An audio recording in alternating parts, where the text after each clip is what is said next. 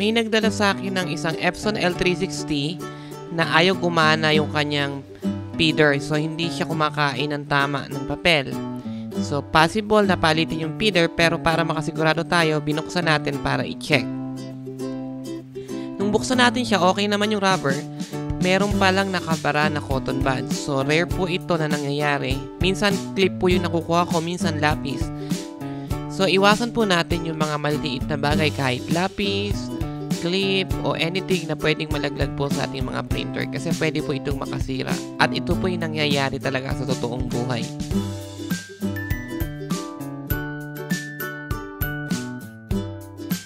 Testingin po natin mag-Xerox.